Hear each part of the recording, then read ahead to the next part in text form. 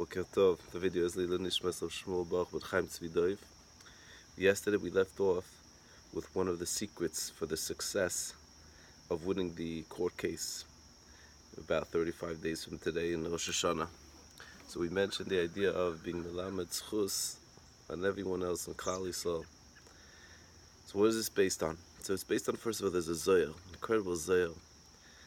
There's a story of the Isha Shunamis. It was a lady that had built a beautiful wing, an aliyah.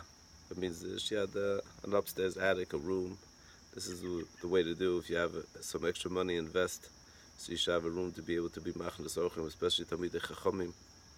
So she had a place where Elisha and Avi would come and stay. Anyway, he wanted to return favor, and he asked her, "Is there anything that you need for me to speak on behalf of you to the king?" And the Zohar explains that he was referring to Hashem, any request.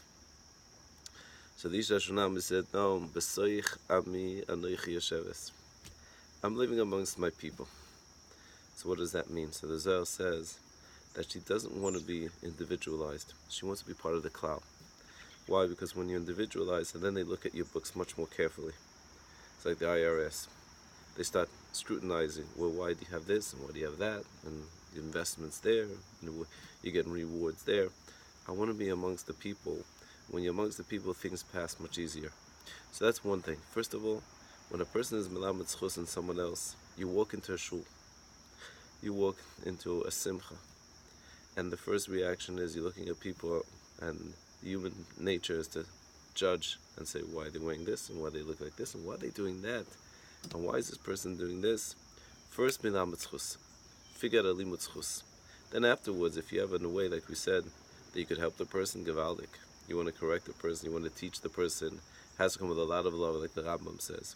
But first, melamed zchus.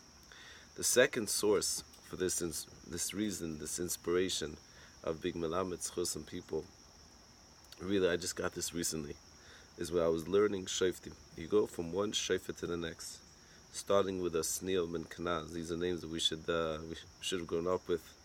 But Sneel ben Kanaz was a shofet, and Chazal say, why was he zeicha to his success? He was melamed zchus in Klal Yisrael. When the malachim, the angels, were scrutinizing, and they were trying to admonish, basically, be the prosecutors against the Jewish people, that they shouldn't be saved. Why? Because they're worshipping the idols and the Baal, and they came with Eretz Yisrael. Look, Hashem brought them into Eretz Yisrael, and what are they doing?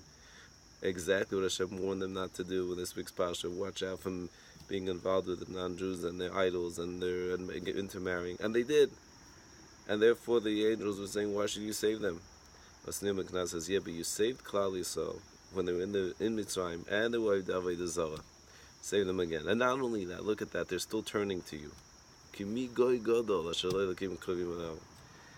Hashem Elokeinu b'chol kol, we call out to Hashem. That's one of the biggest. That's what our biggest chus. We could be in the worst place. Hashem says, please still call out for me.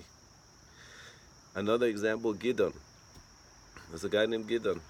Gidon ben Yoash, also familiar name, popular name, but Gidon was a very interesting individual. But one of the things that he did in order to save Klal Yisrael, why he was chosen, was exactly this. He said to the Rabbi Shalom, last night, Pesach night, I heard my father singing about the Jewish people being saved from Mitzrayim. So how can you not save them? Even if they're worshipping idols. And because of that, he was able to redeem the Jewish people, and he saved them against Midian. Fascinating stories in Shoftim. It's good to see. And lastly, I want to tell you a story. I was just in Bal Harbor, very special community. There's a Chabad shul. So my wife went there, shir by Rabbi in Lipsker. So he was relating a story, a classical story. I don't know why is it Chabad is zeicha to this story, but I think it's because of this.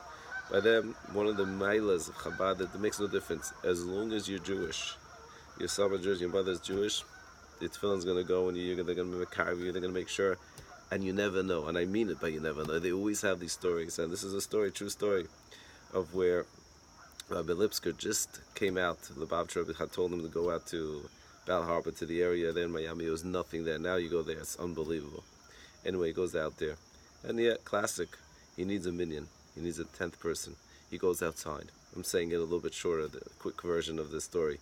He goes outside, and he's looking for a guy, and he finally sees a guy. He says, "Do you mind coming?"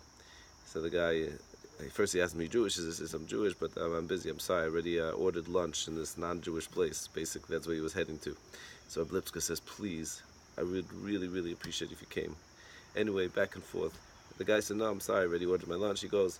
Anyway, the Lipska comes back to shul, and the guy's there already saying, "Listen, Rabbi, we got to go." He says, "Give me 5 minutes." He runs to that cafeteria wherever this person was eating. He says, "I'm going to pay for your lunch. I just need you to come and be the 10th person." And the beautiful thing about the story is that when he came in, first thing is first, and before he came in, he said, "Listen, I don't want you to put those black boxes on my head." And he said, No, you just come in. You're the 10th person. Anyway, one thing led to the next, and the next day he showed up again. And then after, I think, a week or so, he said, "Everyone's walking around these black boxes. I'm sure you're gonna look so beautiful in these black boxes." Anyway, Kachave, he puts on the black boxes, and Rabbi Litzko actually was looking for him. At some point in shul, he found him in the bathroom. He was looking in the mirror. He said, "I taka look kingly." Rabbi Litzko said, "You're gonna put these on. You're gonna look kingly." The long story short is that this person passed away. Right before he passed away, Rabbi Litzko, because he was so close to him, he left him $1 million in his will, $1 million. And this story, by the way, is not the only story. You always hear these stories. It's true. It happens. Why? Because you don't judge. Because you look at every Jew, and the first thing you say is there's a neshama here that could be mashlim, bring down the Shekhinah. Hatzlacha.